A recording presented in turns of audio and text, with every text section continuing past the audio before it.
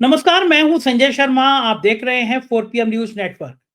Sunday का दिन है, आपको बेसब्री से इंतजार होगा राजीव नारायण शर्मा जी का, उनकी ज्योतिषी की भविष्यवाणी, उनके ज्योतिष के ज्ञान का।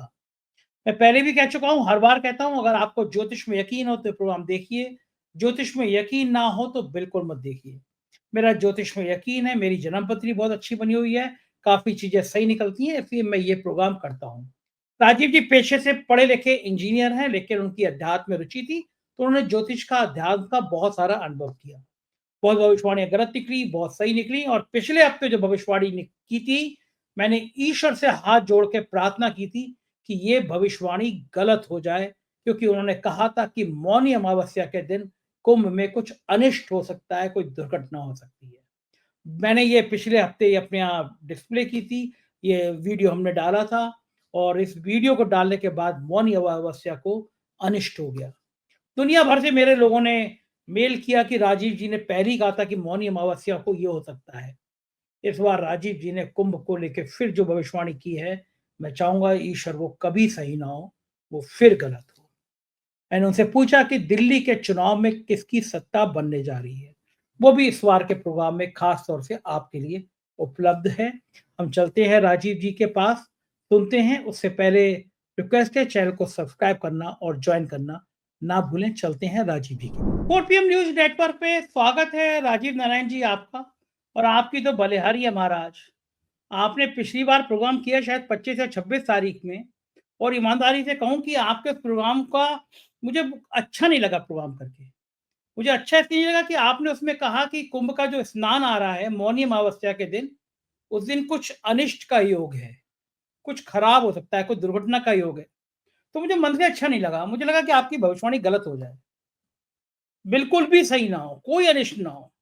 कुंभ के में करोड़ों आदमी आ रहा है, एक खरोच ना आए किसी को। लेकिन ईश्वर को तो कुछ और मंजूर होता है। इस सरकार की अव्यवस्थाओं के ऊपर कुंभ की बलि चढ़ गई, अराजकता की स्थिति हो गई। ना जाने कितने दर्जन लोग मर गए हैं, सरकार छुपा रही है, और आपकी भविष्यवाणी सही हो गई। 29 जनवरी का दिन अच्छा दिन नहीं है संजय जी। किसी प्रकार के फिर दुर्घटना का योग है, क्योंकि उस दिन चंद्रमा सूर्य इकट्ठे होंगे और मंगल उसको देख रहा है। तो ऐसे केसेस में ये अच्छा संकेत नहीं आता है कि कोई दुख का कारण ना बने। इस मेले में अभी भी दर्शकों आगजनी जैसे अनेक प्रकार के दुर्घटना का योग है। तो ईश्वर से प्रार्थना करूंगा प्रशासन पूरी अपने आप को मुस्तैद रखे। जो मैं चाहता था सही ना हो, वो भविष्यवाणी सही हो गई। अब आज मैं पूरी दुनिया से मेरे पास मेल आए हैं कि राजीव नारायण जी ने ये जीवन की सबसे बड़ी चुनौती स्वीकार कर ली थी, और ईमानदारी से बताऊं, मेरा तो मन ही नहीं कर रहा था ये प्रोग्राम आपका जारी भी कराऊं, कि क्यों क्यों मैं अपने सिर पे बला टालूं, मतलब बला ले लूं आके, आ बैल मुझे मार। इतना बड़ा कुंभ हो रहा है, 10,000 करोड़ खर्च हो रहे हैं, और मैं कह रहा हूं कि हमारे एस्ट्रोलॉजर कह रहे हैं कि मौनी अमावस्या के दिन अनिष्ट हो सकता है। मैंने सोचा कि जब मैं लगाऊंगा तो लोग मुझे बड़ा गरियाएंगे। हुआ भी है। उसे एक दो अफसरों ने कहा, एक दो नेताओं ने कहा कि यार, कुंभ में तो तुम्हें ये ज्योतिषी की भविष्यवाणी नहीं लगानी चाहिए थी। मैंने उनसे कहा, भाई मैं थोड़ी ना करता हूँ भविष्यवाणी, मुझे तो छोटी मोटी चंद्र और शनि सब आपके संग रह रह के थोड़ा सीख गया हूँ कि मेरी शुक्र की महादशा चल रही है, ये सब चीजें थोड़ी थोड़ी आती है मुझे, लेकिन आपके संग रह के मैं क्या, मैंने थोड़ी ना कहा था कि भैया कोई ग्रह ऐसा है जो अनिष्ट ले आएगा। तो राजीव नारायण जी की क्या बात है, मैंने तो बस माध्यम बन गया। बोले कुछ नहीं होगा, देखना भविष्यवाणी गलत हो जाएगी। अब उन्हीं लोगों का फोन मेरे पास में आया कि यार गजब है राजीव नारायण जी, ऐसी भविष्यवाणी करने की किसी के अंदर हिम्मत नहीं है। राजीव जी, कितना बड़ा खतरा लिया था आपने, और कैसे साबित हो गई ये अनिष्ट की भविष्यवाणी। कौन सा ग्रह ऐसा था जिसने भगदड़ मचवा दी, जिसने दर्जनों लोगों के प्राण ले लिए? था क्या वो ग्रह, कहाँ गलती हो गई? हाँ, देखिए संजय जी, मैं भी बहुत दुखी हूँ। सबसे पहले मैं आज आपके प्रोग्राम में, क्योंकि किसी जोशी को भी ये जो है दुखद भविष्यवाणियां करते हुए अच्छा नहीं लगता, और अच्छा लगना चाहिए भी नहीं। सबसे पहले मैं जितनी दिवंगत आत्माएं हैं जो इस दुखद हादसे में जिनकी मृत्यु हुई है, मैं उनके परिवार के लिए ईश्वर से प्रार्थना करूंगा कि भाई उन सभी दिवंगत आत्माओं को हे परमात्मा शांति प्रदान करें, और उनके परिवारजनों को इस असहनीय दुख को सहने की शक्ति प्रदान करें। और मैं ये भी प्रार्थना करूंगा कि परमात्मा जो लोग घायल हैं, जिन्होंने अपना सामान, जूते, चप्पल, अपना जे बेचारे कैसे कैसे गरीब गुरबे लोग दूर दराज से आते हैं, कई कई घंटों की जो है पैदल चलने के बाद में वो पहुंचे और ऐसे हादसे हो जाते हैं। तो जो घायल हैं उनके जल्दी स्वस्थ होने की कामना भी परमात्मा से करूंगा। देखिए, ज्योतिषी दरअसल क्या है, जो आपको भविष्य के आने वाले अच्छे बुरे दोनों समय का ज्ञान देता है। तो पहले मैंने हमेशा आपके प्रोग्राम में कहा है कि ज्योतिषी पहले राजगुरु होते थे।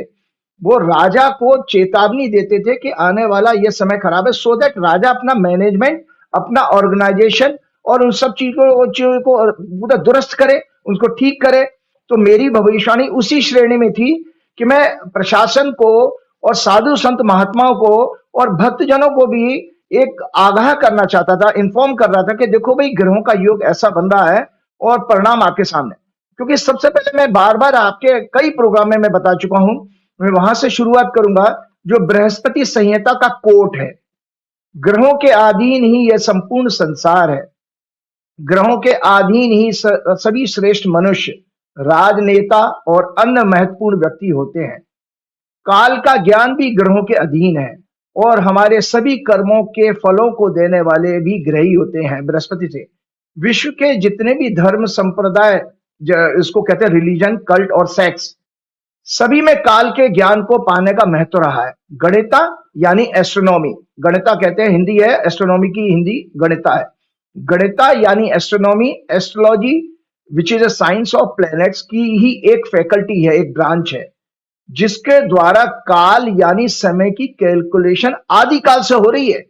जिसको आप मुहूर्त कहते हो, वो उसका बड़ा महत्व है, उसमें बड़ी रिसर्च होनी चाहिए।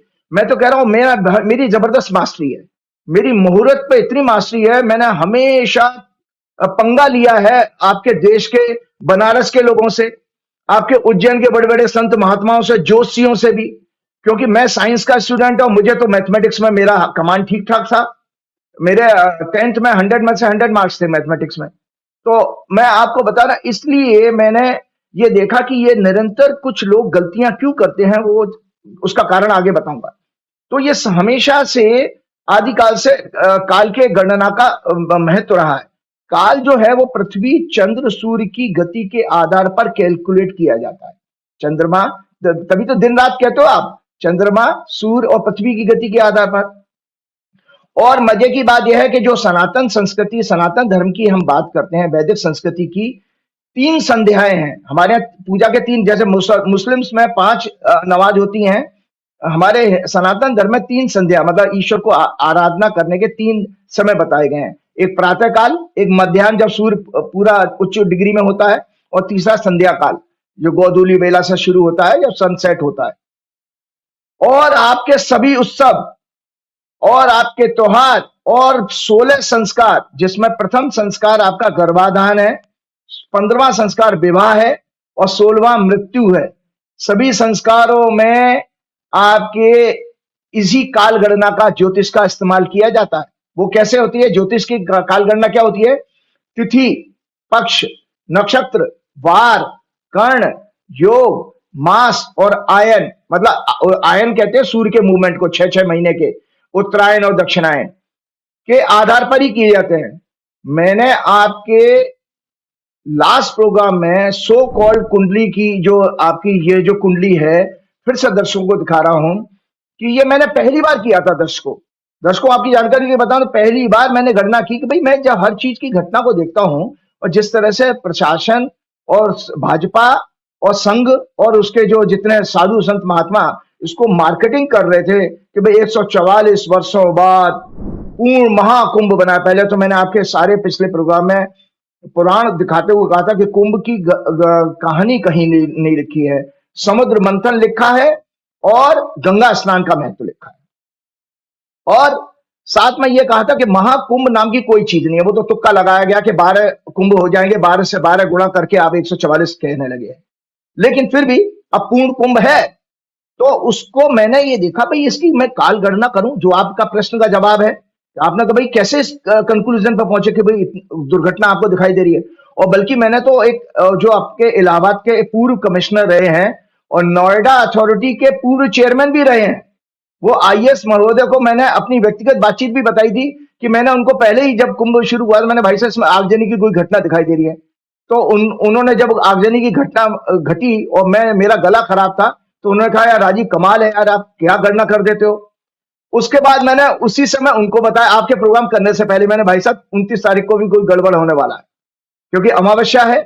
तो अमावस्या हमारे चंद्रमा के दो जो अवस्थाएं हैं जो हमारे धर्म संस्कृति में बड़े महत्वपूर्ण माने गए हैं संजय जी, अमावस्या और पूर्णिमा। अमावस्या को सूर्य की डिग्री और चंद्र की डिग्री बराबर हो जाती है, मतलब कंबस्ट हो जाता है, चंद्रमा अपनी अस्त हो जाता है सूर्य के सामने। सूर्य क्या है? पावर है, एनर्जी है, आग है। जब उसके पास कोई नजदीक ग्रह जाएगा तो उसकी आभा खत्म हो जाएगी, उसका अस्तित्व खत्म हो जाएगा।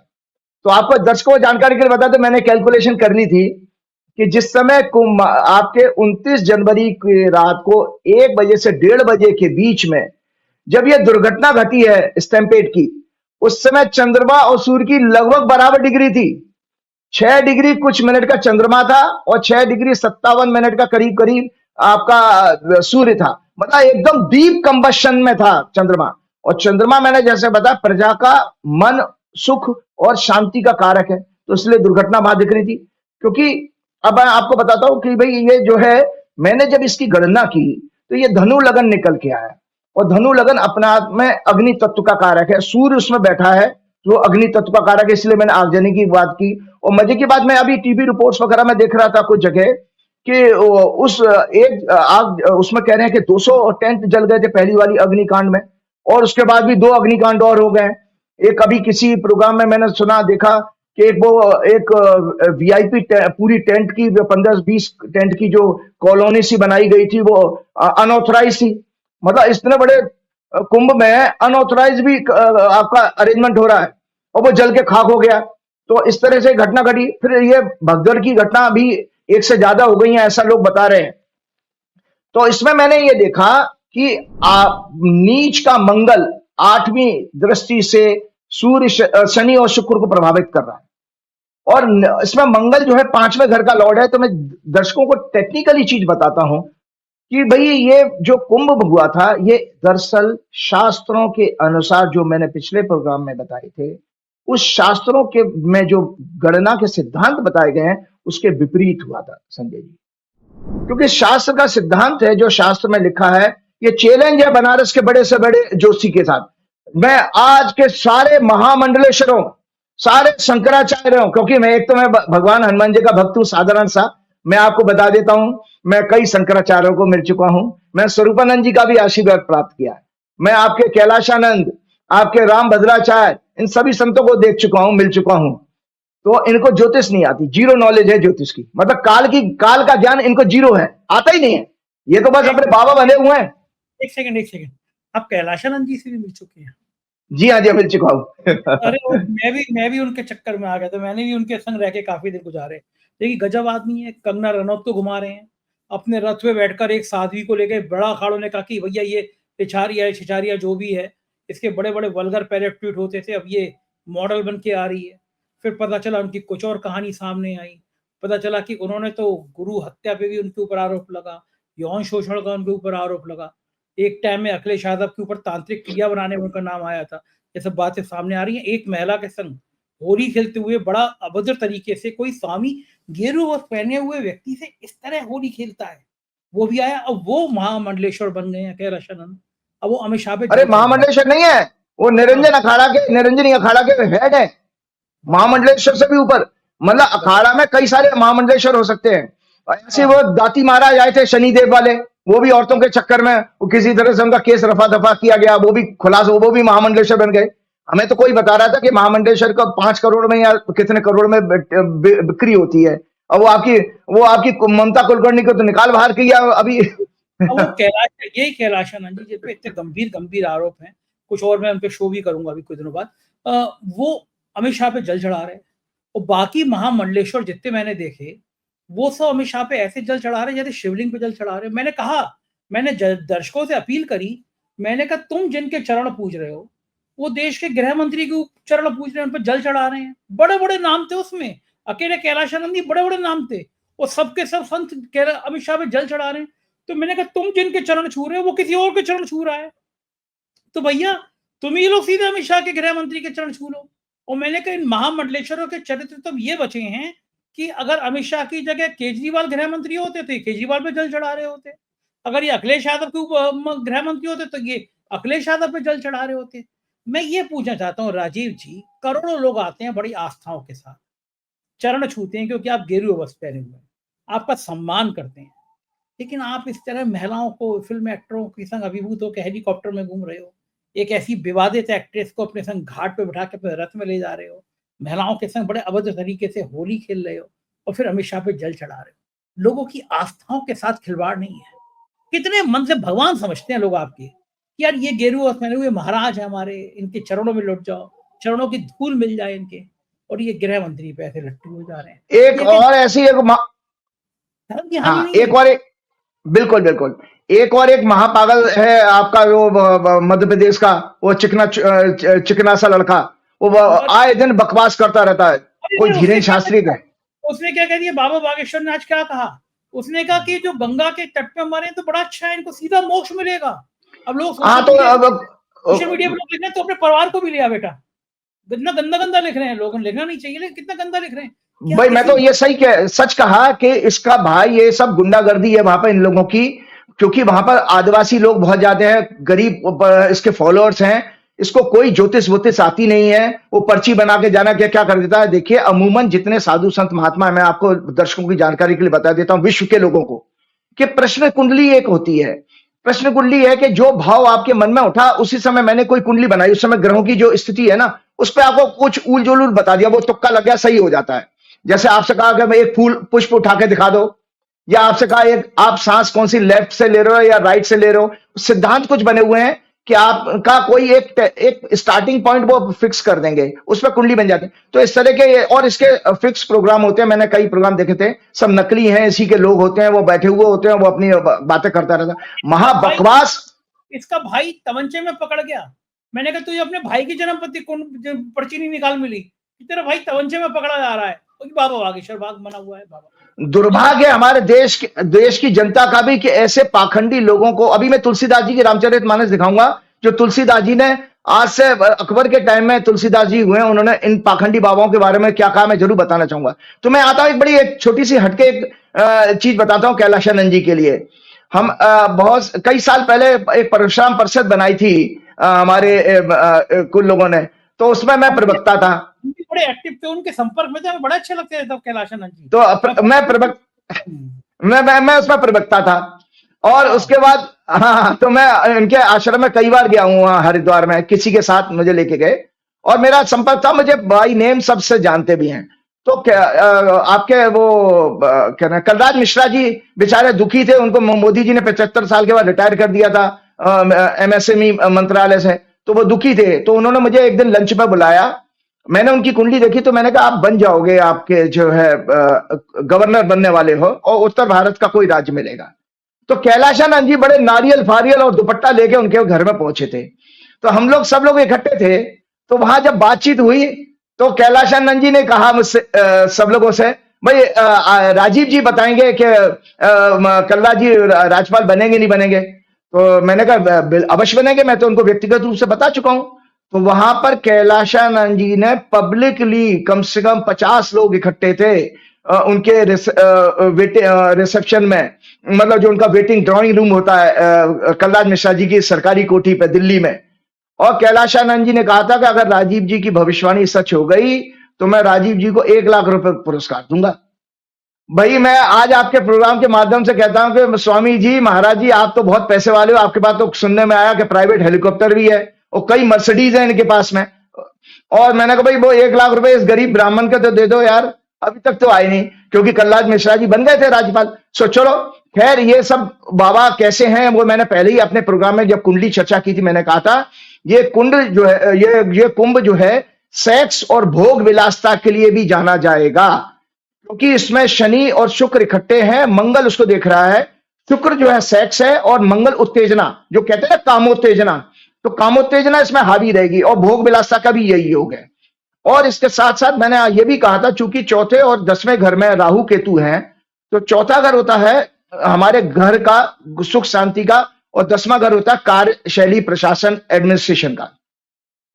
तो मैंने इसमें एक और भविष्यवाणी, 5वें घर का लॉर्ड, इस जो कुंडली दर्शकों मैंने दिखाई है, मेष राशि 5वें घर में आएगी, धनु लगन में। तो 5वां घर होता है भक्ति का, ध्यान का। उसका उसका स्वामी मंगल नीच का 8वें घर में है। तो मैंने आपके पिछले प्रोग्राम में ही कहा था कि इस कुंभ में, सो कॉल्ड महाकुंभ में, आध्यात्मिक और भक्ति और ध्यान शक्ति 0 होगी। तो यहां पर आपको सुनने में क्या आ रहा है? वो अनुपम खेर डुबकी लगा के गए, कि वो एक डांस वाला, एक डांस को कोरियोग्राफर था, वो डुबकी लगा के गया।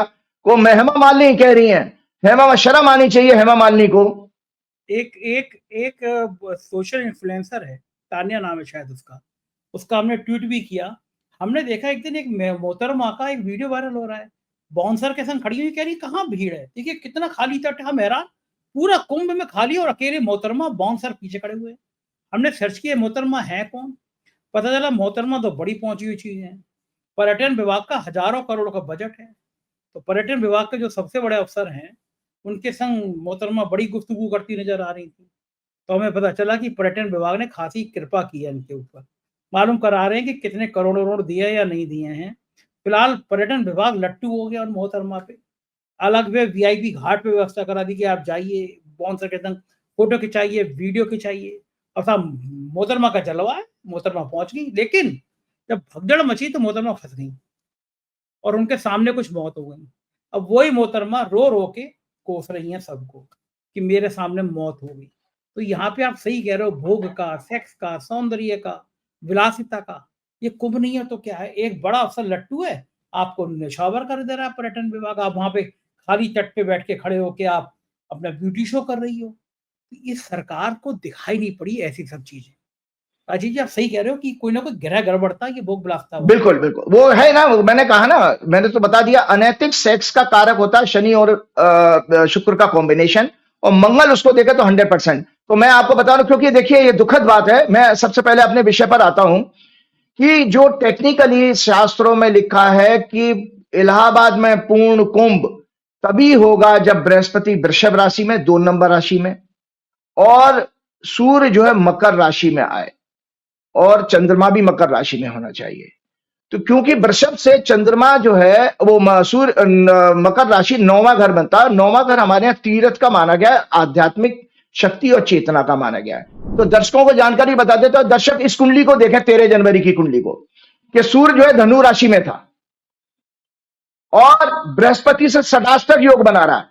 सदाष्टक योग होता है कैंची, के बृहस्पति से अगर हम सूर्य को गिरे तो 8वें घर में, और सूर्य से जो है बृहस्पति को गिना जाए तो 6ठे घर में। कैंची योग भी कहते हैं इसको देसी भाषा में।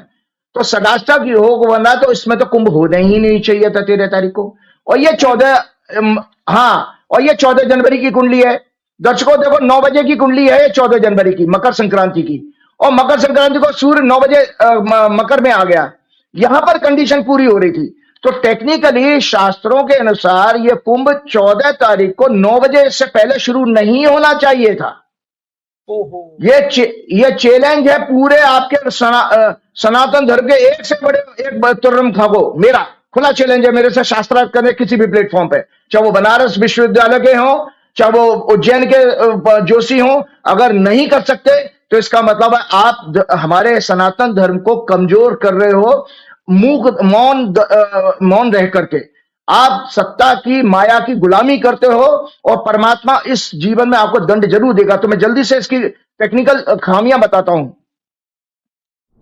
कि मैंने अपने लास्ट प्रोग्राम में 2025 के सोकॉल्ड महाकुंभ की कुंडली दिखाते हुए, डिस्कशन करते हुए कहा था कि इस मेले में आगजनी अन्य दुर्घटनाओं का योग है। साथ ही एक और भविष्यवाणी की थी कि आने वाली मौनी अमावस्या को अशुभ ग्रह के योग के कारण एक दुखद घटना का योग बन रहा है, जो एग्जैक्टली 28 जनवरी 2025 को 7:38 पे अमावस्या शुरू हो रही है 28 जनवरी को, और रात्रि को कुछ घंटे, 6 घंटे के बाद 7:38 पे हो रही है, और लगभग 6 घंटे और जोड़ दीजिए तो 1:38 आ गया। वो 1:30 बजे के आसपास का टाइम है।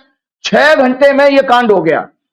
और अमावस्या शुरू होने के बाद 29 जनवरी को लगभग 1:30 बजे के आसपास घटी हुई थी, जिसमें कई दुखद मृत्यु और घायलों के होने के समाचार आ रहे हैं। आज दुनिया और देशवासियों के सामने भाजपा, संघ, विश्व हिंदू परिषद और अन्य धार्मिक संगठनों, उनकी चरण वंदना करने वाले साधु संत महात्मा अखाड़े महामंडलेशनों से पूछना चाहता हूं कि 2025 के महाकुंभ का आरंभ 13 जनवरी को क्यों किया गया, जबकि शास्त्रों के अनुसार कंडीशन यह है कि प्रयागराज में पूर्ण कुंभ तभी होगा जब बृहस्पति वृषभ राशि में और सूर्य चंद्र मकर राशि में हो। ये ही नियम बताया गया है। लेकिन 13 जनवरी को जब पौष मास की पूर्णिमा लगभग प्रातः 5:30 बजे शुरू हुई, उस समय तो सूर्य धनु राशि में था और देवगुरु बृहस्पति से सदाष्टक योग बना रहा था 6-8 का, 6-8 एक्सिस कहते हैं। जबकि हमारे शास्त्र कहते हैं कि बृहस्पति की 9वीं दृष्टि सूर्य पर होनी चाहिए, कि सूर्य हमारी आत्मा का कारक है। तो आपका आध्यात्मिक आयोजन तभी होना चाहिए जब सूर्य और चंद्रमा पर बृहस्पति की दृष्टि हो, नहीं तो नहीं होना चाहिए। और मकर राशि में शास्त्र के इस नियम का उल्लंघन करके गलत दिन पर कुंभ आरंभ करने का परिणाम आप सब लोगों के सामने है कि किस तरह से इसमें नाना प्रकार की कंट्रोवर्सियां आ रही हैं, लगातार कंट्रोवर्सियां आ रही हैं, भ्रष्टाचार आदि अधूरी जानकारी। एक और जानकारी बता दे, एक संत महोदय का नाम नहीं लूंगा, बेचारे बहुत भले सज्जन हैं, बहुत पूरे भारतवर्ष में 1% भी अच्छा संत नहीं है, लेकिन वो 1% अच्छे संतों में से एक संत आते हैं। उन्होंने 10 दिन तक कोई कथा वगैरह की थी वहां। उन्होंने मुझे अभी 3 दिन पहले बताया कि राजीव जी इतना बुरा हाल है, चारों तरफ शौचालय बने नहीं है, लोग खुले में शौच कर रहे हैं।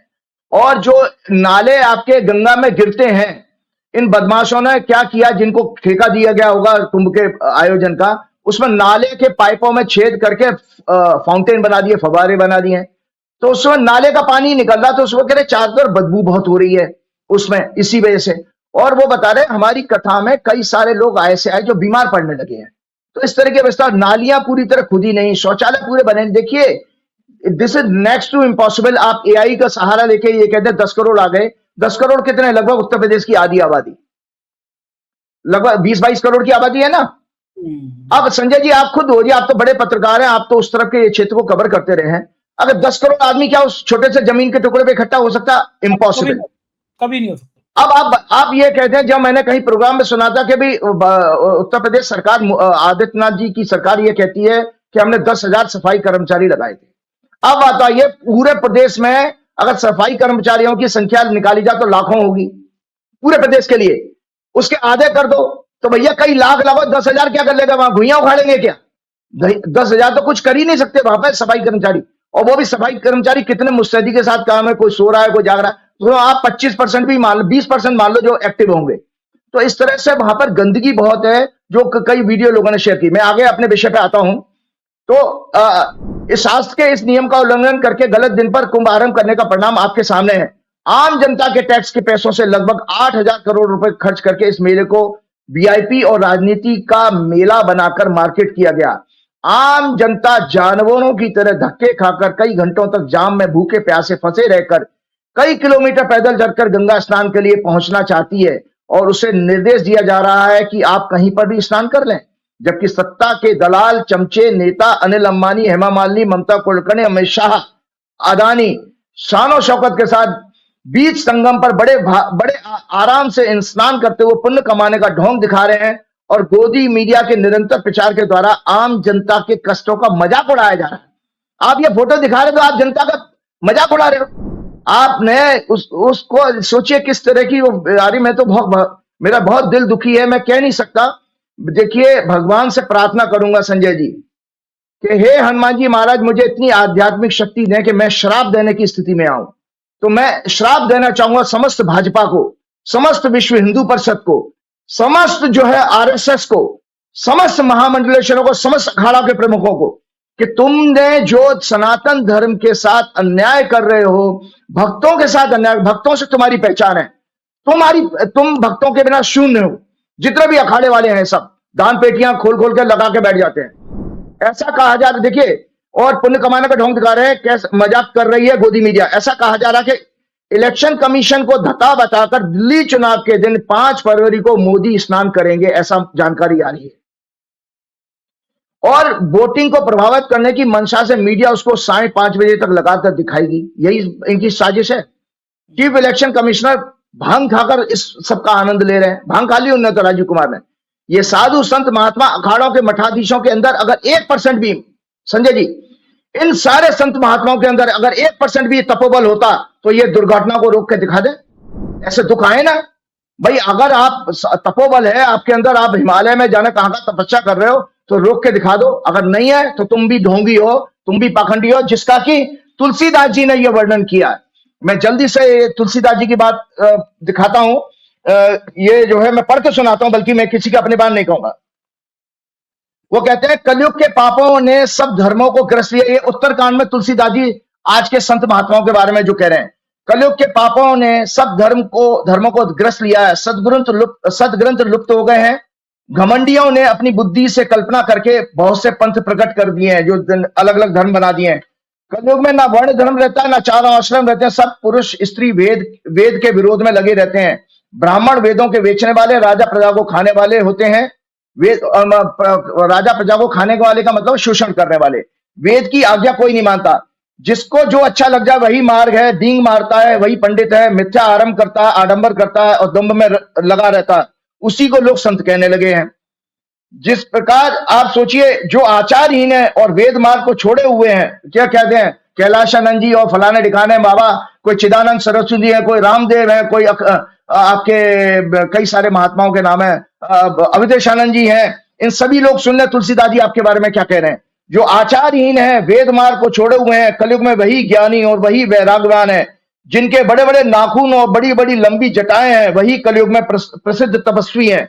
आगे तुलसीदास जी और कहते हैं, जिनके आचरण दूसरों का अहित करने वाले हैं, उन्हीं का बड़ा गौरव होता है, वही सम्मान के योग है। जो मन वचन और कर्म से झूठ और बकवास करने वाले, तो वही कलयुग में हमारे आदित्यनाथ की तरह वक्ता माने गए हैं। और इसके अलावा तुलसीदास जी कहते हैं, जो पराई स्त्री में, कैलाशानंद जी के लिए क्या कह रहे हैं तुलसीदास जी, जो पराई स्त्री में आसक्त, कपट करने में चतुर और मोह द्रोह और ममता में लिपटे हुए हैं, वही मनुष्य ब्रह्म और जीव को बताने वाले ज्ञानी हैं।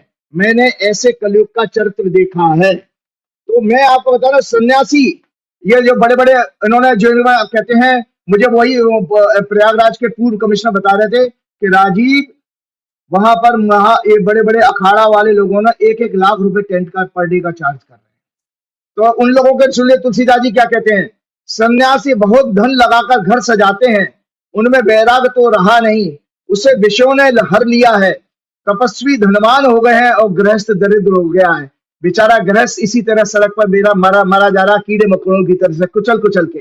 प्राण कैसे निकले होंगे दुखे, हे तात कलयुग की लीला कुछ कही नहीं जाती। ये तुलसीदास जी ने कहा। सोचिए कि प्राण कितनी तकलीफ में निकले होंगे। आपको पता है, जल में मृत्यु, अग्नि में मृत्यु और भीड़ में स्टैंपेड के जरिए मृत्यु में प्राण शांति से नहीं निकलते हैं, तड़फ तड़फ के निकलते हैं। तो मैं आज दर्शकों को ये दिखाना चाहता हूँ, गरुड़ पुराण में, इस गरुड़ पुराण में संजय जी आपको कहीं जानकारी मौका मिला हो, मृत्यु के उपरांत ये गरुड़ पाठ का पाठ कराया जाता है। और इसमें मृत्यु की पूरी क्रिया बताई गई, मृत्यु के संस्कार पूरे बताए गए हैं, अंतिम संस्कार का पूरा ज्ञान है इसके अंदर। और आत्मा कहते हैं कि 1 वर्ष तक जो है वैतरणी नदी पार करके परमात्मा के पास जाती है, मतलब 1 साल की यात्रा रहती है। उस तक का पीरियड ये बताया गया इसमें।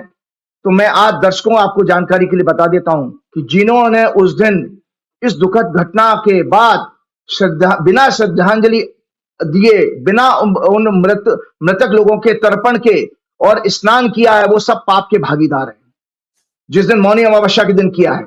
और ईश्वर जो है, उनके जो उन लोगों की आत्मा उस समय भटकेंगी और भटकेंगी, क्योंकि उनका संतुष्टि, उनका तर्पण तो किया नहीं गया।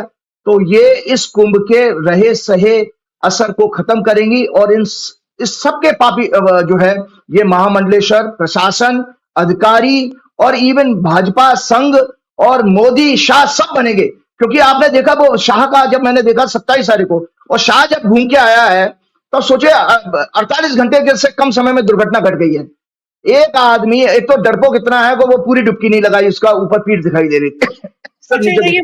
जो आप कह रहे हैं, स्वामी मुक्तेश्वरानंद जी जो शंकराचार्य हैं, उन्होंने कहा ये बात हमसे छुपाई गई कि इतनी मौतें हो गई हैं। वाकई में हम तो 10 बजे दुर्घटना हुई, सबसे पहले हम सो के जब उठे सुबह, हमने देखा किसी टीवी पे खबर नहीं। बाद में मुझे पता चला अगले दिन की ये मना कर दिया गया था कि बताना मत किसी को। हमने जो अपने रिपोर्टर क्षितिज खान से पूछा कैसी थी, बोला कि बहुत सारे लोग मर गए हैं। मैंने उसको पोस्टमार्टम हाउस से भेजा और सुबह ही सुबह 10 बजे, तब तक देश के किसी मीडिया हाउस में खबर नहीं आई थी। मैं 10 बजे लाइव करने बैठ गया, 3.5 घंटे लगातार लाइव करता रहा और मेरा रिपोर्टर दिखा रहा था पोस्टमार्टम हाउस में एक के बाद एक लाशें आ रही हैं। लेकिन मुख्यमंत्री ने छुपाई ये बात, कहा कि कुछ घायल हुए, मरने की खबर नहीं बताई। यानी वो चाहते थे, वो उनको डर था कि अगर ये अखाड़ों को पता चल गया मरे हैं बहुत लोग, तो कोई अखाड़े स्नान करने को मना ना कर दें। तो शंकराचार्य स्वामी मुक्तेश्वरानंद जी ने कहा कि ये तो हमसे पाप करा दिया गया। हम लोग जो संत हैं, महात्मा हैं, अगर कोई मृत्यु हो जाती है, सूतक लग जाता है। जब तक हम स्नान करके पूजा ना कर ले, सूतक रहेगा, हम भोजन नहीं कर सकते। और इतने लोग मरे थे, स्नान करा के हमें भोजन करा दिया गया, ये तो पाप लग गया। तो ये पाप अकेले अभिमुक्तेश्वरानंद जी पे लगा या कैलाशानंद जैसे लोगों पे भी लगा, जो वहां योगी सब लोगों पर ये पाप सब लोगों पर लगेगा। और मैं आपको बता रहा हूं कि इसीलिए मैंने गरुड़ पुराण दिखाया है। गरुड़, मैं अपनी शब्द नहीं कह रहा हूं, गरुड़ पुराण के शब्द के अनुसार बता रहा हूं। ये जितने महामंडलेश्वर हैं, जितने अखाड़ा परिषद के लोग हैं, इसीलिए आपको पता है, दर्शकों की जानकारी के लिए बता देता हूं, इससे पहले वाला पूर्व अखाड़ा परिषद का अध्यक्ष जो था वो फांसी लगा के मर गया था, क्योंकि उसके चेले ने लड़की वाली कोई वीडियो उसकी लीक कर दी, उसको ब्लैकमेल किया। तो ऐसे तो हमारे अखाड़ा परिषद के जो प्रमुख हैं, हेड हैं, जिनके अंदर में सारे अखाड़ा आते, ऐसे तो चरित्र के लोग हैं। तो इन सब लोगों को अपनी मृत्यु सुख शांति से प्राप्त नहीं होगी, क्योंकि ये जो मृत आत्माएं हैं, जो भटकती हुई आत्मा है, इनका श्राप जरूर लगेगा इस कुंभ में आए हुए सभी संत महात्माओं को, अधिकारियों को भी। और मैं आपको जानकारी के लिए बता देता हूं, जो आपने पाप की बात करी थी, देखिए ये एक पुस्तक है संजय जी, बहुत अच्छी पुस्तक है। और हमारे गुरुजी, मैंने चूंकि वेद अध्ययन भी किया है, आर्य समाज की पुस्तक है, और इसकी प्रिंटिंग भी अब बहुत कम मुश्किल से मिलती है। इसमें हमारे धर्म शास्त्रों के इतने अच्छे ज्ञान और सिद्धांतों की बात कही गई है, जो मैं पढ़ के सुना रहा हूं, कि उन्होंने बताया कि हमारे शास्त्रों में, वेदों में पाप किसको कहा गया। आप किसी की लड़की छेड़ देते हो, आप किसी की चोरी कर लेते हो, किसी की हत्या कर देते हो, किसी को थप्पड़ मार, वो पाप नहीं है, वो अधर्म है। हिंसा को जो है अधर्म मारा गया। लेकिन पाप को क्या कहा है, ये सुन ले दर्शक जान के लिए, तब मैं आगे बात बोलना चाहूं। जो पुण्य से उल्टा है, मिथ्या आदि भाषण करना ही पाप है। मतलब जो फेक न्यूज है, वो सबसे बड़ा पाप माना गया है शास्त्रों के अनुसार। और वेदों में यह कहा गया है, वेदों का मंत्र, वेदों को दर्शक सुन ले, ये पाप लिखा हुआ है, मैं अपने मन से नहीं बोल रहा हूं। परोपि मनस पाप किम सस्तानी संससी परे ही न त्वा कामये वृक्षान बनानी संचर गृहसु गोसु में मन। ये अथर्ववेद का मंत्र है। अविद्या आदि अवगुणों का दान, मिथ्या आदि भाषण, मिथ्याचार, मतलब जैसे नरेंद्र मोदी झूठ बोलते रहते ना, कि मैं नेहरू जी का 1954 का भी, उसकी भी मैं खुलासा करने वाला हूं। वो ले आए जाने कहां से बयान। पहले उन्होंने एक और झूठ बोला था कि अंबेडकर ने जो है उनकी वजह से इस्तीफा दिया था मंत्रिमंडल से, फलाना ढिकाना, ये सब झूठ बोलते रहते। तो नरेंद्र मोदी भी इसी श्रेणी में आते हैं। अविद्या आदि अवगुणों का दान, मिथ्या आदि भाषण, मिथ्याचार का प्रचार प्रसारण करना पाप कहलाता है। आपका बीजेपी का आईटी सेल, वो मदन मोहन मालवीय उनका जो हेड है, ये अविद्या कब बढ़ती है, जब वेद विद्या मानव समाज से छूटती है। जब वेद विरुद्ध ये मत फैले तो पत्थर की पूजा जारी हुई। जब वेद की विद्या लोप हुई तो ज्ञान का पांव जो है जमा नहीं रहा। यह अविद्या, अज्ञान संसार का सबसे महान प्रबल शत्रु है, दुनिया भर के सारे पापों का जड़। देखिए वो क्या करे, डोनाल्ड ट्रंप भी ऐसा ही है। दुनिया भर के सारे पापों का मूल कारण अज्ञानता बताई गई है, इग्नोरेंस, और जो असत्य। जब वेद विद्या का प्रभाव कम होने लगे तो दुराचारी, मिथ्याचारी, मिथ्यावादी, मिथ्यामानी, मिथ्याकारी, पापी लोग अपनी ओर अपने चरणों की पूजा कराने लगते हैं, मतलब चरण वंदना कराने लगते हैं, जो हो रहा है समाज में आजकल। और कहने लगे कि इसी में तो, और कहते हैं साथ में ये संत महात्मा भी इसी श्रेणी में आते हैं और कहते हैं कि इसी में तुम्हारा कल्याण है, जैसे वो बागेश्वर बाबा। जब ये लोग इनके वश में हो गए तब प्रमाद और विषय आसक्ति में निमग्न होकर गडरिये के समान झूठे गुरु और चेले बनते चले गए। विद्या, बल, बुद्धि, पराक्रम, शूरवीरता, शुभ गुण सब नष्ट हो गए। ये पुस्तक दिखाने का मतलब क्या था? इसके जरिए मैं आपको बताना चाहता हूं कि ये सभी नरेंद्र मोदी हों, अमित शाह हों, संपूर्ण भाजपा, संपूर्ण विश्व हिंदू परिषद, संपूर्ण आरएसएस, संपूर्ण संत महात्माओं का ये जमावड़ा, जो ताली थाली बजाने वाले हैं, ये जो सरकार से कभी प्रश्न नहीं पूछते, ये सभी के सब पापियों की श्रेणी में आते हैं। दर्शकों जान लो, मैंने आपको इसीलिए शास्त्र का और अथर्ववेद का मंत्र सुना करके, पढ़ के सुनाया, बताया कि ये सब पापियों की श्रेणी में आते हैं। क्योंकि पुण्य क्या है? पुण्य है, पुण्य शब्द वैदिक है, सत्याचार, मतलब सत्य का आचरण करना। सत्याचार सत्य और आचरण से मिलकर बना है सत्याचार। सत्य का आचरण, सत्य जानना, सत्य को जाना। अब आप जैसे योगी आदित्यनाथ मृतकों की संख्या नहीं बता रहे तो ये पापी हो गए, प्रशासन नहीं बता रहा पापी हो गए, क्योंकि सत्य को दुनिया के सामने बताने। तुम्हारे से गलती हुई है, माफी मांगो जनता के सामने, लेकिन सत्य तो बताओ। तो सत्याचार, सत्य जानना, सत्य को मानना, सत्य को जीना, सत्य को बोलना ही पुण्य माना गया है। सत्य से धर्म की रक्षा होती है, दान से दया बढ़ती है, क्षमा से धर्म स्थिर रहता है, क्षमा करने वाला सदैव धर्म में रहता है, क्रोध से धर्म का नाश होता है, असत्य हिंसा हट से अधर्म बढ़ता है। तो ये मैं सब चीजें इसलिए बता रहा हूं कि ये जो श्रेणी जो आपने आपके इर्द गिर्द है, प्रशासन की, शासन की, और मोदी जी के बारे में तो पहले ही मैंने कहा था कि आपदा है वो, तो इसलिए एक आपदा और आ गई उनके सामने, वो स्वयं में ही आएगा। अच्छा, ये जो आप बता रहे हैं ये सारी चीजें तभी हुई कि अगर ये 14 जनवरी को कराया जाता तो ये सब चीजें नहीं घटती, शांति से हो जाता। नहीं, तब भी होता, क्योंकि इसलिए बताता हूं, मैं आज इंडिया की चार्ट में आ जाता हूं। बहुत अच्छा आपने प्रश्न किया, मैं अच्छा लगा मुझे, बहुत लॉजिक से। ये भारतवर्ष का चार्ट है। भारतवर्ष हम अपने देश की कुंडली से देखेंगे तो लगन में इस समय बृहस्पति चल रहा है, और आपका जो है 9वां घर होता है तीर्थ स्थान का। कोई भी तीर्थ आयोजन उत्सव जो है 9वें घर से देखा जाएगा। उस पे मंगल की अभी जो है 20 जनवरी के बाद 21 जनवरी को शायद, हाँ 21 जनवरी को मंगल वक्री होकर के मिथुन राशि में आ गया। उसकी 8वीं दृष्टि जो है 9वें घर पे पड़ रही है। और जब इससे पहले कर्क में भी था, जब कुंभ शुरू हुआ मंगल, तो तब भी 9वें घर पे पड़ रही है। जब जब 9वें घर पर मंगल की दृष्टि आएगी तो धार्मिक स्थानों पर उपद्रव, स्टैम्पेड या दुर्घटना का योग है। क्योंकि कुंभ मेला ही नहीं, आपके बागपत में भी एक जैन मंदिर बन रहा था, उसका कोई 60 फीट ऊंचा कोई प्लेटफॉर्म गिरा, 7 लोग वहां मर गए। और इतना ही नहीं, कुंभ की भगदड़ की मौतें छोड़िए, टाइम्स ऑफ इंडिया 31 जनवरी का हवाला दे रहा हूं, टाइम्स ऑफ इंडिया 31 जनवरी, उसमें बताया कि कुंभ के में अब तक विभिन्न जो है जो रोड एक्सीडेंट में लोगों की जो कुंभ का स्नान करके आए हैं, 28 लोग मर चुके हैं अभी तक। ये आंकड़ा है टाइम्स ऑफ इंडिया का, जिसमें कि अभी एक लेटेस्ट एक लॉयर की फैमिली की डेथ हुई थी, जिसमें 2 छोटे बच्चे थे, एक 4 साल का बच्चा था, एक 12 साल का बच्चा था। और वो लोग लखनऊ आगरा एक्सप्रेस वे पे उनका रात्रि के टाइम 12-1 बजे के आसपास एक्सीडेंट हुआ था, किसी टेलर वेलर से खींचे। वो दिल्ली का वकील था। तो ये इस तरह से ये लोग तो पुण्य करने जाते हैं, तो ये क्यों मर जाते हैं? मैं आज तक ये नहीं, ये देखिए एक तो होता है कि हमारी अपनी कुंडली भी है। मैंने जब बताया दर्शकों को कि आपको आपकी हिंसक मृत्यु होगी, आपका कैसा होगा, सब पहले से योग डिसाइडेड है। लेकिन जो आपका प्रश्न था कि क्या वास्तव में कुंभ का आयोजन मकर संक्रांति को होता तब भी दुर्घटना का योग था, क्योंकि दुर्घटना का योग तो अभी भी बना हुआ है, क्योंकि भारत की कुंडली में 9वां घर पीड़ित है। अब इस चीज की जब अगर हमारी ज्योतिषियों के जरिए पहले के पूर्व काल में अगर राजाओं का समय होता तो राजा को बताया, तो राजा कुंभ का मेला शुरू होने से पहले ग्रहों की शांति के लिए अनुष्ठान कराते, मतलब ईश्वर की आज्ञा पहले की जाती। उसका मेला तमाशा करके मार्केटिंग नहीं की जाती। उसका चीफ मिनिस्टर ये नहीं कहता मैं 2 लाख करोड़ रुपए कमाऊंगा। अरे तुम कमाने अगर अब कमाना शब्द बताओ, हमारा चीफ मिनिस्टर कह रहा है, तो फिर इसका मतलब आध्यात्म तो वहीं खत्म हो गया। तो मैंने आपको इसका प्रश्न का जवाब दिया, और आपको बता रहा हूं कि अगर सबसे बड़ी बात है कि इन तपोबल अगर इनके अंदर 1% भी होता तो कोई रोक कर दिखा देते।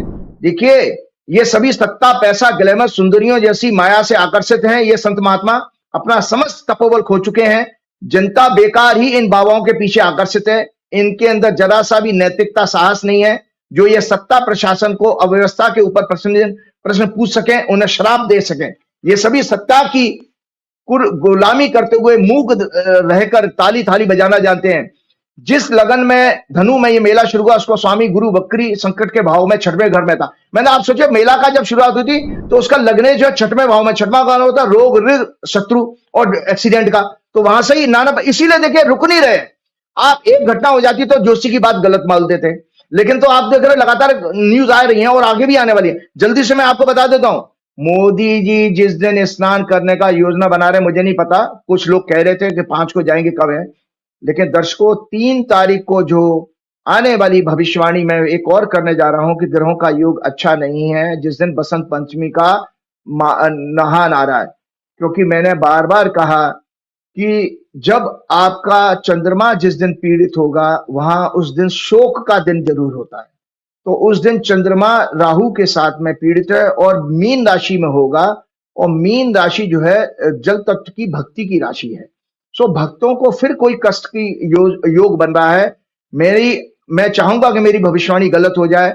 मैं चाहूंगा कि प्रशासन जो है इस पर अपनी बाकी चीजें छोड़ करके लोगों के सुख सुविधा के लिए उनके अरेंजमेंट को प्रॉपर करे, वीआईपी मूवमेंट को खत्म कर दे बिल्कुल, और भक्तों को ज्यादा से ज्यादा, यह कहते हैं ना, भगवान कृष्ण ने भी कहा था कि भक्तों से मेरी पहचान है। तो याद रखिए कि भगवान भी भक्त के बिना अधूरे हैं। इसी तरह आपका मेले का आयोजन भी पूरा संपूर्ण आयोजन बर्बाद हो चुका है, खत्म हो चुका है इसकी आध्यात्मिक शक्ति, अगर वहां का भक्त दुखी है। इस तरह अगर कीड़े मकोड़ों की तरह मरेगा तो ये इसका श्राप पाप आप सभी लोगों को लगने वाला है। तो मैं चाहूंगा कि मेरी बात, आपका प्रोग्राम सारा प्रशासन उत्तर प्रदेश का सुनता है कि भाई 3 तारीख की विशेष रूप से व्यवस्था की जाए, क्योंकि उस दिन भी ग्रहों का योग अच्छा नहीं है, किसी तरह के दुखद समाचार आने का योग है। मैंने टेक्निकली आपको बता दिया। देखो, और भाजपा सरकार ने आपको बताया कि कोविड पीरियड में 2020 में एक अर्धकुंभ हरिद्वार में होना चाहिए था, तो इन्होंने एक कुंभ इसी तरह से बार बार निरंतर एक ही तरह के अहंकार है ना इनके अंदर, तो ये गलती करते हैं बार बार कि अपने शास्त्रों का अवहेलना कर देंगे, नेग्लेक्ट कर देते हैं, कुछ नहीं होता। अब वो सोचिए, वो पागल आदमी, एक वो आपका विश्व हिंदू परिषद का हेड है पागल, वो क्या कह रहा है कि ये तो गॉड की विल है, ये दुर्घटना घट हो गई। अबे तुम्हारे घर में मर जाता ना, तुम मर जाते तो फिर कहते कि गॉड की विल है, तुम कह के दिखाते। शर्म आनी चाहिए ऐसे बकवास आदमियों को। इनको तो इनके परिवार समेत जो है भगवान इनको दंड दे, बड़े से बड़ा। ऐसी मैं ईश्वर से प्रार्थना करता हूं। बने फिरते हैं विश्व हिंदू परिषद के हेड, मुखिया, बदतमीज कहीं के, इनको शर्म नहीं आती बिल्कुल। इनको कैसे पदों पर बैठे हुए हैं ये लोग। इनको तो बिल्कुल पब्लिक इनका मुंह काला करके गधे पे घुमाना चाहिए ऐसे लोगों को जो कह रहे हैं कि ये भगवान की मर्जी थी। भगवान की मर्जी तुम कौन हो तो डिसाइड करने वाले भगवान की मर्जी क्या होती है? तो आपके बताएं, देखिए भाजपा सरकार ने चुनाव में प्रभावित करने के लिए 2022 का जो अर्धकुंभ 2021 में कर दिया, 2022 में इनको वो करना था। इसी तरह राम मंदिर के शिलान्यास में इन्होंने दक्षिणायन में, जब सूर्य दक्षिणायन में था, जबकि शिलान्यास का नियम है, नींव भरने का नियम होता है फाउंडेशन का कि हमेशा उत्तरायण में नींव भरनी चाहिए, कोई मकान हो, दुकान हो, कोई मंदिर हो, कोई भी। इन्होंने अगस्त के महीने में किया था मोदी जी ने। उसके बाद प्राण प्रतिष्ठा भी, जब मंदिर की जो आपने बड़ा एक डिटेल में प्रोग्राम भी किया था कि बिना ध्वज के, बिना मंदिर के पूर्ण हुए उन्होंने कर दी। तो ये सब चीजें निरंतर गलती कर रहे हैं। और चलते चलते देखिए, मैं तो परमात्मा से यही कहूंगा और भक्तों के लिए एक संदेश ये देना चाहूंगा, फिर उसके बाद एक राजनीतिक दिल्ली में अभी एक पॉलिटिकल बात भी करनी है मुझे आपसे। जी, हाँ, मैं बिल्कुल करेंगे। चलने के बाद मत करिए, 10 मिनट और बात। नहीं, हाँ, तो मैं पहले तो दर्शकों में आपसे ये प्रार्थना करूंगा कि देखिए, कहते हैं ना वो हमारी कहावत है, मन चंगा तो कटौती में गंगा। आप अपना गंगा स्नान स्वयं इसी मन में धारण कीजिए। परमात्मा ने अपना अंश है, ममे वांशो जीव लोगे जीव भूत सनातना। भगवान कृष्ण ने गीता में चैप्टर 15 में कहा है कि हे अर्जुन, सभी मनुष्यों के अंदर मेरा अंश है। अरे परमात्मा तो आपके अंदर है। तो उस परमात्मा का स्मरण, आत्मा का स्मरण करते हुए अपने बकेट में, बाल्टी में 2 गंगा जल की बूंद डालिए। आपको कुंभ के मेले का, कुंभ के स्नान का पूर्ण रूप से फल मिलेगा। क्योंकि मैं शास्त्रों के अनुसार बहुत जल्दी सी चीज बता रहा हूं कि जब यज्ञ सबसे श्रेष्ठ है, क्योंकि इसमें हिंसा नहीं होती। अन्य यज्ञ हिंसा के साथ ही होते हैं। वाचिक यज्ञ क्या है, बहुत अच्छा माना गया है। उपांशु, जिसमें केवल होठ हिलते हैं, वो श्रेष्ठ है। और मानस अति श्रेष्ठ है, जिसमें अंतर मन में जाप चलता है, मतलब आप बोलते नहीं हो, अंदर ही अंदर जप चल रहा, वो सर्वश्रेष्ठ माना गया। मानस पूजा से 1000 गुना पुण्य प्राप्त होता है, क्योंकि भगवान को किसी भी सांसारिक पदार्थ या वस्तु की आवश्यकता नहीं है। वे तो भाव को ही स्वीकारते हैं, प्रेम करते हैं। मानस पूजा से चित्त बहुत जल्दी एकाग्र, कंसंट्रेट हो जाता है और सरल हो जाता है। आत्मा चूंकि परमात्मा का अंश है, उसे भी मानस पूजा अच्छी लगती है। मानस पूजा में हम सभी ईश्वर को, देखो क्या है, पृथ्वी रूपी गंध चंदन, कि हम अगर स्मरण करेंगे, मैं पृथ्वी रूपी चंदन आपको अर्पित करता हूं, मन में। मैं आकाश रूपी पुष्प आपको अर्पित करता हूं, ये मानस पूजा शास्त्रों में है। मैं वायु रूपी धूप आपको अर्पित करता हूं। मैं अग्नि रूपी दीपक आपको अर्पित करता हूं और अमृत रूपी नैवेद्य का आपको अर्पण करता हूं। तो इस तरह के हमारे शास्त्रों में बहुत अच्छी चीज बताई गई है।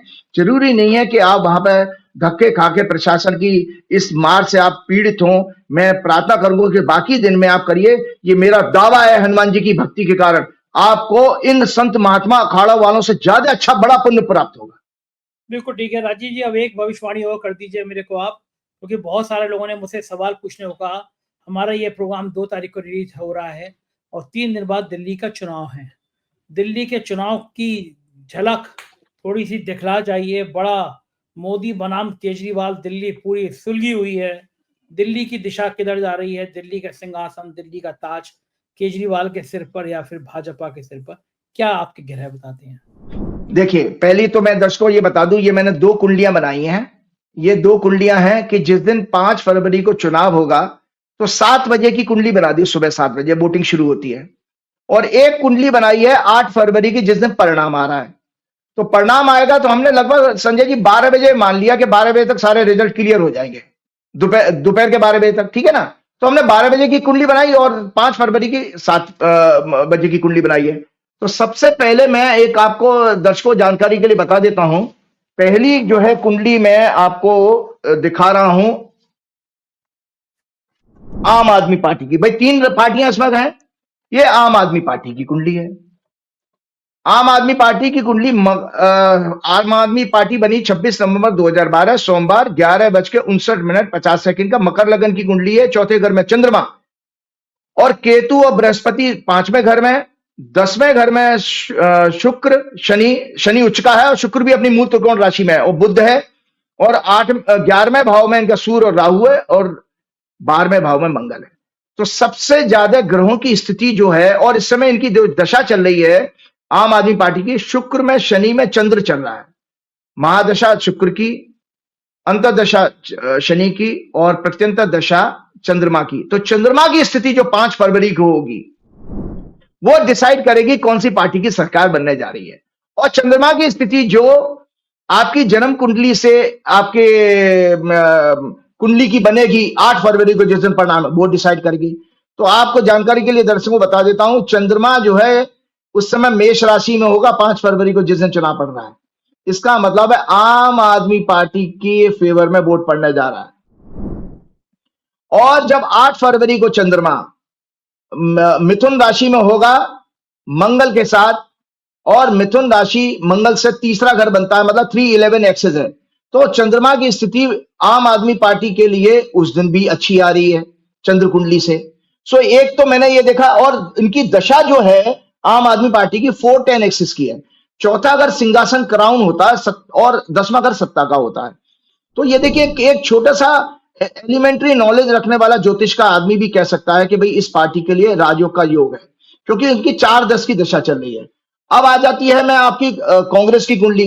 कांग्रेस की कुंडली में चंद्रमा की स्थिति, कांग्रेस की जो कुंडली है ये रही आपकी, सॉरी दर्शकों, ये 2 जनवरी 1978 की कुंडली है कांग्रेस की। तो कांग्रेस की जो फॉर्मेशन हुई थी वो 2 जनवरी 1978 को, और इनकी मीन लगन की कुंडली है। इनका चंद्रमा, इनकी चंद्र राशि कन्या है। तो चंद्रमा जो है जिस दिन वोट पड़ रहा है इनकी कुंडली में 8वें भाव में होगा, तो कमजोर अवस्था आ रही है। आपका चंद्रमा जो है पब्लिक का परसेप्शन है, मतलब पब्लिक की ओपिनियन, जनता की राय। तो जनता की राय कांग्रेस के फेवर में नहीं जा रही, क्योंकि जन्म के चंद्रमा से 8वां जा रहा है।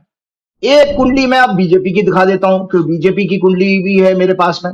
तो बीजेपी की कुंडली जो है ये आपकी भाजपा जो बनी थी 6 अप्रैल 1980 को 11:45 का समय लिया। इनकी चंद्र राशि वृश्चिक है। तो वृश्चिक राशि से ये 6वें भाव में होगा चंद्रमा। तो इनकी अवस्था जो है कांग्रेस से बेहतर है। मतलब जब हम कहें कि एक्सीलेंट अगर है तो आम आदमी पार्टी की कुंडली, और कांग्रेस के लिए अच्छा समय नहीं है। उनकी वर्षफल जरूर अच्छा है, थोड़ा वोटिंग परसेंटेज बढ़ जाएगी, कुछ एक आध सीट आ जाए, मैं नहीं कह सकता क्योंकि सीट प्रेडिक्ट करना मेरा काम नहीं है। और बीजेपी के लिए थोड़ा बेटर आती है टैली उनकी।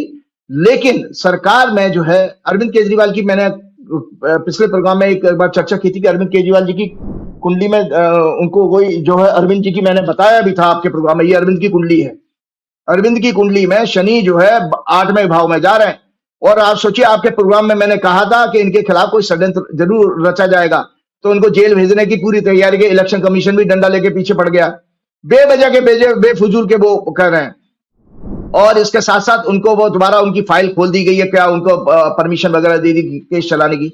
तो ये अरविंद की कुंडली में थोड़ा सा 29 मार्च के बाद जो शनि है उनकी जो महादशा चल रही है वो 8वें घर में जा रहा, राहु तो षड्यंत्र का शिकार हो रहे हैं। हाँ, आम आदमी पार्टी की सरकार बननी है, ये आपके प्रश्न का जवाब है।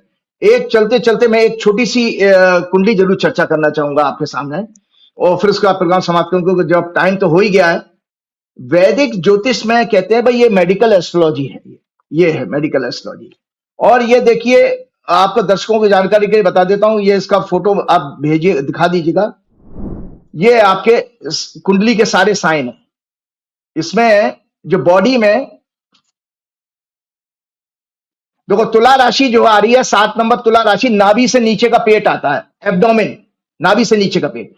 तो आपकी जानकारी के बता दो, उपनिषद का एक श्लोक है, यथा पिंडे तथा ब्रह्मांडे। तो मतलब जो पिंड है फिजिकल बॉडी, जिस जैसे ब्रह्मांड में 9 ग्रह हैं, इसी तरह 12 राशियां, इसी तरह 12 राशियां आपके शरीर भी उसी तरह बना हुआ है। तो मैं आपको दर्शकों एक जानकारी के लिए मैंने आइडेंटिटी उनकी छिपाई है। एक कुंडली ये मैं दिखाता हूं, 5 नवंबर 1949 की कुंडली है। इस कुंडली में देखिए दर्शकों, ये कुंडली आपने देख ली है और आपके प्रोग्राम में लगाएंगे कि तुला राशि जो है, शनि और मंगल, इसमें कन्या लगन की कुंडली है, शनि मंगल सिंह राशि में है, और तुला राशि में सूर्य और बुध है, और शनि तीसरी दृष्टि से तुला राशि को पीड़ित कर रहा है। इन सज्जन का मेरे पास 4 PM की वजह से इन्होंने कांटेक्ट किया मुझे। इन सज्जन का जब मेरे पास फोन आया, भी पिछले हफ्ते की बात बता रहा हूं, तो इन सज्जन को पार्किंसन की बीमारी है, और क्योंकि 49 का जन्म है, 76 साल की एज, 76 ईयर की, तो हाथ पैर कांपने वाली, पार्किंसन, चलने में गिरना, वो कह रहे हैं इनको अलर्टनेस काफी कम हो गई है। तो मैं, और इसके बाद इनको, इनकी कुंडली में है तो कैंसर जैसा योग, क्योंकि शनि मंगल को हमने देखा था कैंसर जैसा योग आता है। तो संजय जी इंटरेस्टिंग बात बता रहे हो, तो ये मेरे से अपनी बीमारी के बारे में जानना चाहते थे कि मुझे ब्रेन का डिसऑर्डर है, न्यूरो प्रॉब्लम होती है ना, न्यूरो। तो मैंने उनसे पूछा कि मैंने आपको कॉन्स्टिपेशन रहता है क्या? तो उन्होंने कहा हाँ जी, मुझे कब्ज की बहुत शिकायत है। तो मैंने आपकी बीमारी का कारण, पार्किंसन की बीमारी का कारण आपकी गट हेल्थ है। तो आपको बता दूं, इससे पहले मैं एक अखबार में पढ़ चुका था कि कैलिफोर्निया यूनिवर्सिटी में एक रिसर्च हुई थी कि 26% लोगों को पार्किंसन के लिए वो प्रोन होते हैं जिनको आंतों की समस्या होती है, जिनका पेट साफ नहीं होता।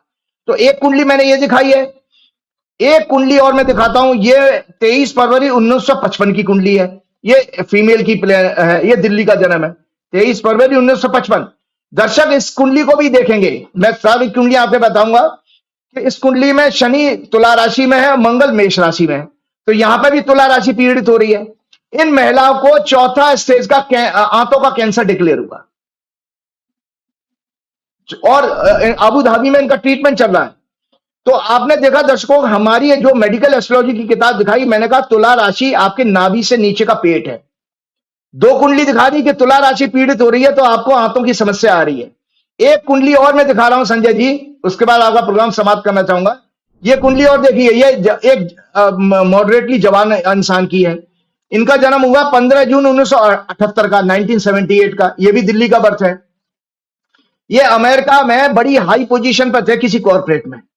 इनके पिताजी ने मुझे संपर्क किया और ये कहा कि भाई मैं समझ में नहीं आ रहा, मेरा बेटा यहाँ इंडिया आया था अपने पिताजी से मिले, शादी नहीं हुई है सज्जन की, और जब वो आया तो उसके पेट में दर्द हुआ। मेदांता हॉस्पिटल में उसने वो चेकअप कराया तो उसको 4th स्टेज का कोलोन कैंसर, आंतों का कैंसर मिला है, और इस व्यक्ति की कभी भी डेथ हो सकती है। इनके पिताजी ने मुझे पिछले हफ्ते बात करी थी, तो उन्होंने कहा क्या है, मैंने कहा भाई इनके लिए तो संभावना बचने की नहीं है, क्योंकि 29 जनवरी के बाद तो और ज्यादा है। तो मैं दर्शकों फिर बता देता हूं, इस कुंडली में भी आप देखिए कि जो लोग ज्योतिष में प्रश्न चिन्ह लगाते हैं, इसमें भी तुला राशि पीड़ित हो रही है।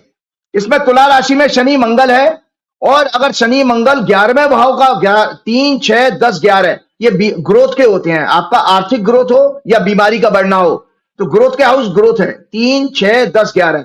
अगर इनमें शनि मंगल का योग है तो कैंसर बढ़ेगा। तो देखिए इस व्यक्ति का 3 कुंडली दिखाई है, दो कैंसर की हैं, एक जो मैंने पार्किंसन की बीमारी वाली बताई। तो तीनों में एक कॉमन चीज का निकल गया। हम लोग जो ज्योतिष में इसी तरह रिसर्च करते थे कि अब आपके सामने बता दिया कि आप किसी की भी नए आदमी की कुंडली देखें, तुला राशि पीड़ित हो, आप उससे पूछ लीजिएगा कि आपको हाथों की समस्या तो नहीं है, पेट साफ रहता नहीं रहता, कॉन्स्टिपेशन है। तो ये सबसे बड़ा देखिए मॉडर्न ज्योतिष का समाज के लिए उपयोगिता है। वो नहीं है जो ढपली बजाने वाले और ये कह दे कि योगी आदित्यनाथ प्रधानमंत्री बनेंगे, पॉडकास्ट बड़ा पॉपुलर हुआ। मैं दर्शकों आपकी जानकारी के लिए चौंकाने वाली भविष्यवाणी करने जा रहा हूं, और उस सज्जन को भी चेतावनी है। भारतवर्ष की 10 वर्ष की चंद्रमा की दशा 2015 में शुरू हुई, जो भारत की कुंडली मैंने दिखाई है आपको। 2015 से शुरू हुई है, 2025 में सितंबर में खत्म हो रही है। बड़ी भविष्यवाणी आज करने जा रहा हूं आखिर में प्रोग्राम के। चंद्रमा के बाद सीक्वेंस में आता मंगल। 7 वर्ष की दशा शुरू, मंगल 12वें घर का लॉर्ड है और अर्थव्यवस्था के घर में भयंकर बर्बादी अर्थव्यवस्था की होने वाली है।